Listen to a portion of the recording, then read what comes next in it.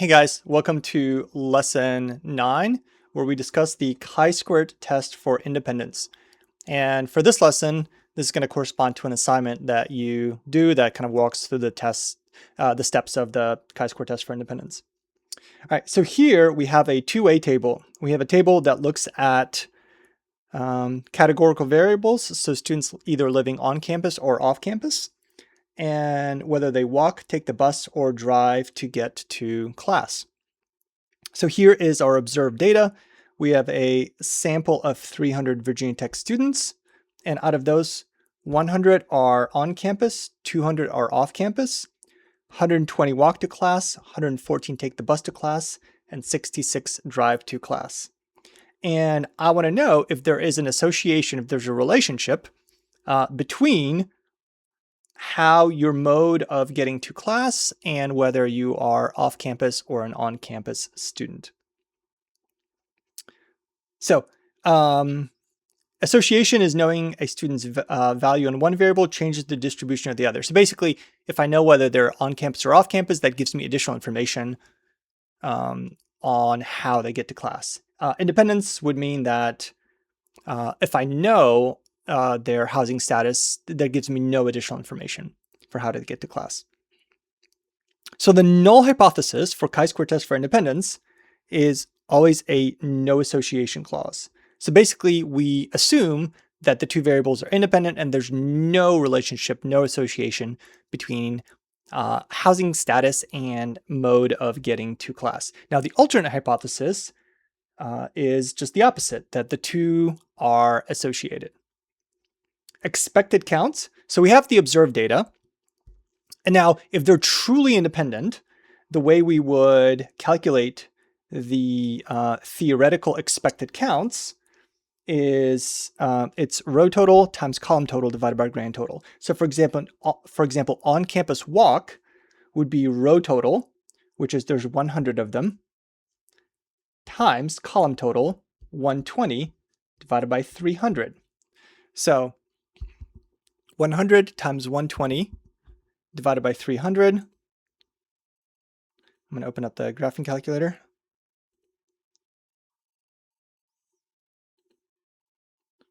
So 100 times 120 divided by 300 gives me 40. So it would look like this if I was, it's all the same, but for the sake of aesthetics, I'll do it this way. All right, so 100 times, so row total times column total divided by grand total would be, in this case, 40. So I would have 40 expected students in here.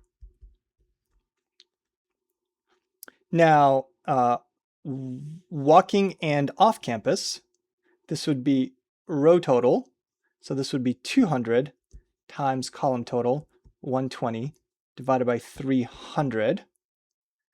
So 2/3 of 120 would be 80. I can also know that 40 plus 80 gives me 120. So I would go through all of these. So for example, for the bus, on-campus bus, I would have 100 times 114 divided by 300. And I would make that calculation for all 6 cells. And when I do, I get this table of expected counts. So expected counts just means there's a perfect, the two are perfectly independent. So for example, notice there are twice as many off-campus as on-campus students, which means for each of the categories, 80, 140, 76, 38, 44, 22, these are in a 2-to-1 ratio. All of them are in a 2-to-1 ratio. So this is my expected counts. This is my observed counts. By the way, for the large count condition to be true, all my expected counts have to be greater than or equal to 5. So every single one of these has to be greater than or equal to 5 for us to do the chi-square test for independence, and they are. So now I want to know, how much do my expected counts differ from my observed counts? And that's my test statistic, seeing the difference between the two. So the formula is the sum of observed minus expected squared divided by expected. And we do that for every single pair of cells. So for example, walking on campus. So my chi-square test statistic would be observed, so 52 minus 40 squared divided by my expected one for this, 40, plus, I'm going to do my next pair of cells. So observed, 32 minus expected squared over expected, plus, I'm going to do my next set of cells, the drive on campus. So observed 16 minus 22 squared over 22, plus my next set of cells, 68 minus 80 squared over observed, 80 plus ... And when I do that, when I work it all out, I add them all together. Now, in your assignment, you're going to do this in Staplet, and you're just going to get a grand total. So 9.28, that's my chi-square test statistic. It's like the equivalent of like the z and the t-value. That's just my test statistic. And I want to know, is this statistically significant? So we're going to use a chi-square test distribution. It's always right skewed. It's always positive.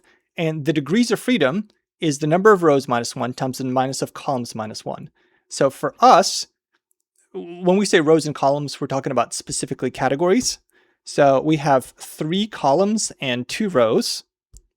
So the degrees of freedom would be number of columns minus 1 times number of rows minus 1, which will be 2 times 1, which is 2 degrees of freedom. And here's my chi-square test statistic. So I'm going to go to chi-square distributions.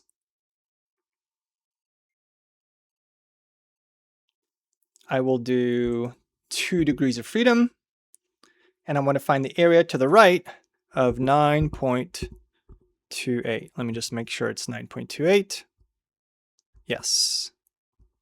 So I want to find the area to the right of that. So the area to the right of that is 0.0097. All right, let's go back to here.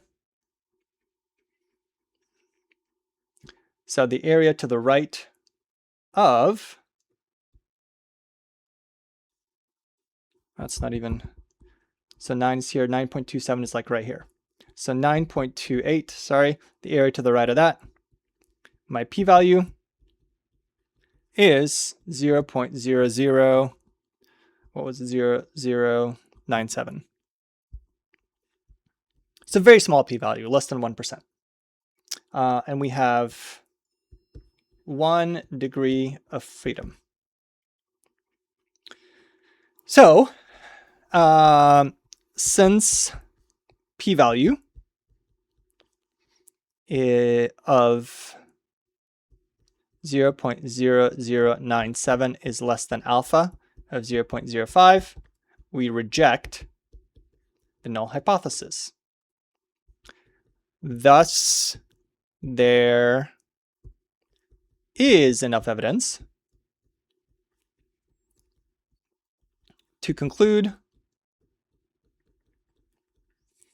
that there is an association between housing status and mode of transportation.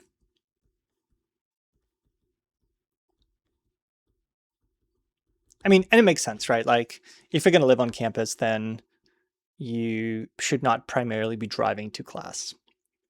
All right, chapter 9 summary, 2 categorical variables in a two-way table. Hypotheses don't have any numbers, they go verbal. The null is the 2 things. There's no association, they're independent. The alternate, they are associated.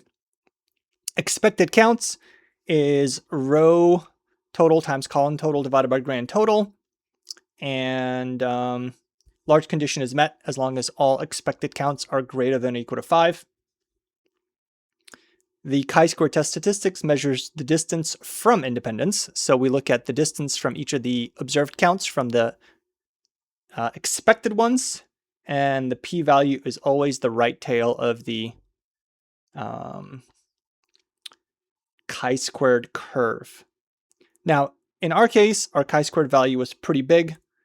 Our p-value was pretty small, showing evidence of an association between housing status and mode of transportation to class.